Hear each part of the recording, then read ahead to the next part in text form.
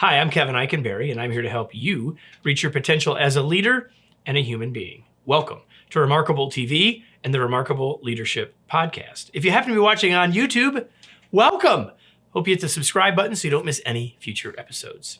Today, I'm helping you get more focused. Are you ready? Let's get started. Have you ever tried pushing a string? Like imagine a piece of string on the table and you try to push it. It doesn't go very well, does it? I think that metaphor is an apt way to think about what most of us try to do with focus. Like we know we need to be more focused. We know we need to be less distracted. But the harder we try and the more we lean into our self-discipline, the more it seems like it doesn't work. It's like pushing that string. And then when it doesn't work and we aren't as focused as we'd like to be, we feel guilty and perhaps we blame ourselves, and that doesn't help either.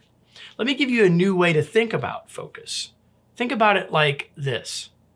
Focus equals center of attention. Focus equals center of attention. Think about it this way. Think about a great photograph. Now, you're looking at this photograph and there's a clear focal point. It's where your eye naturally goes, right? Most photographs have it. In this one, you see that you immediately look to the lens, right? There's lots of other things to see, lots of other things to focus on, but naturally your eye goes to that focal point, right? You see the difference between when we looked at the photograph and when we thought about forcing ourselves and working hard to be focused? Like, how can we make focus more natural rather than something we're forcing or trying or making an effort to do if it would be like looking at that great photograph? How can we do that? There's a couple things that we can do. The first thing we can do is focus on why.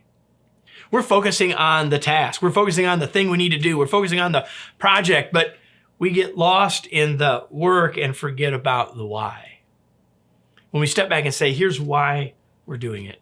Here's why we get to do it, not that we have to do it. When we step back and realize that, we are far more likely to say, yeah, of course I want to focus on that. That's important to me.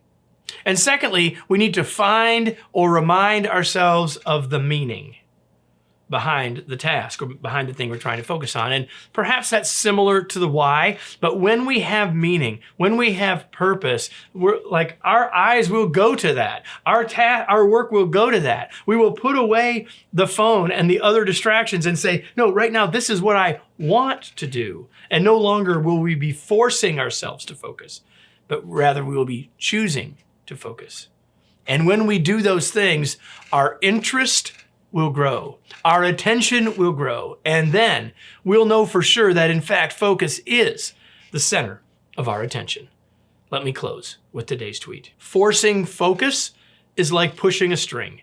You naturally become more focused when you remember why the work matters. I try to bring you something 3 days a week, every Monday, Wednesday, and Friday in a newsletter we call Your Remarkable Day to help you focus on what matters and why it matters and how you can be more effective and in fact have a more remarkable day. That short email does come out every Monday, Wednesday, and Friday, and I hope you'll choose to join us for it. You can sign up for free and learn more about it by going to kevineikenberry.com/newsletters. And when you do that, I'll be happy. I'll also be happy when you're back here next week for another episode of Remarkable TV and the Remarkable Leadership Podcast.